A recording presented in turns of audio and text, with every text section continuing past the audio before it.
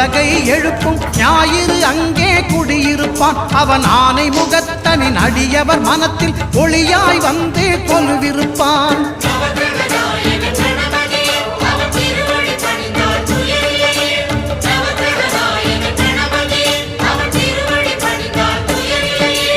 ஒன்பது கோளும் ஒன்றாய் காண